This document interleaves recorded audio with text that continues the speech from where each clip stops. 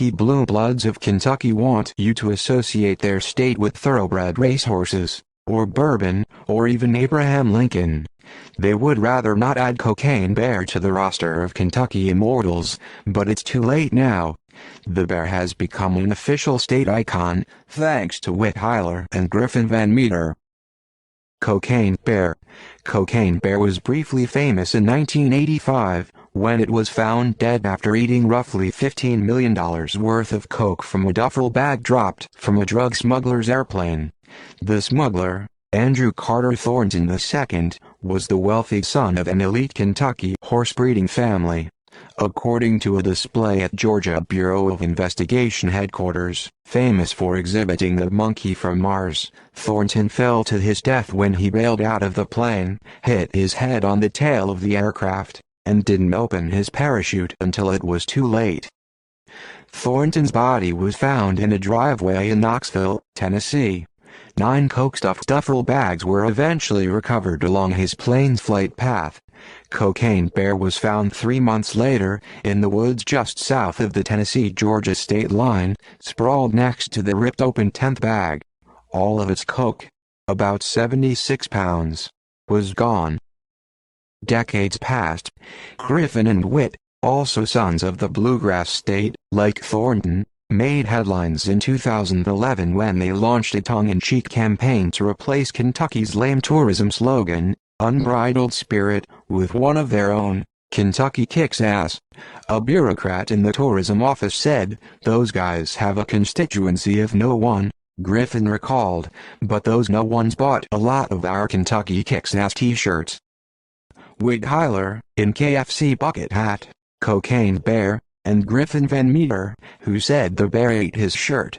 Whit Hyler, in KFC bucket hat, Cocaine Bear, and Griffin Van Meter, who said the bear ate his shirt.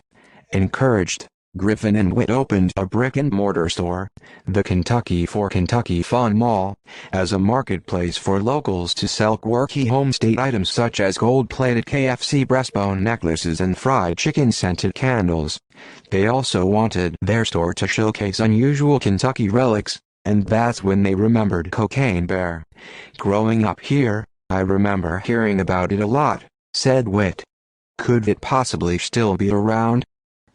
Griffin and Whit spoke with the medical examiner who'd performed the bear's necropsy.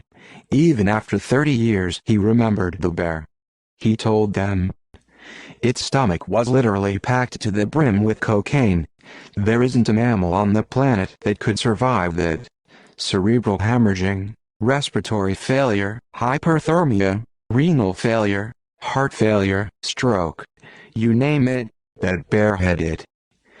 The bear looked good despite its catastrophic demise, so it was stuffed and put on display at a local recreation area, without reference to its awkward past.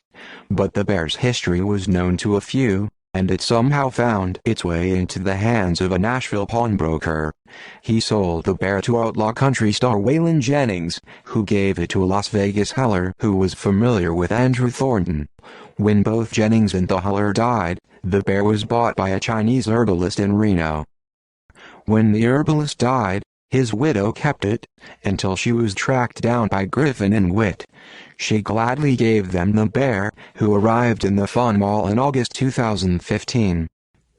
"You wouldn't think that a cocaine bear would be for all ages, but kids love it," said Griffin. "Everybody wants their picture with Cocaine Bear." The Fun Mall has a liberal policy with shutterbugs, who are encouraged to come into the store, a former parachute factory, and take as many photos with the bear in as many ridiculous poses as they want. Griffin and Whit are attentive parents to their furry showpiece. Cocaine Bear is given regular cleanings and outfitted with a Kentucky hat and an oversized gold chain. Dangling from its neck is a flashy sign that gives the bear's proper name, Pablo Echo Bear, and ends with this warning: "Don't do drugs or you'll end up dead, and maybe stuffed like poor Cocaine Bear."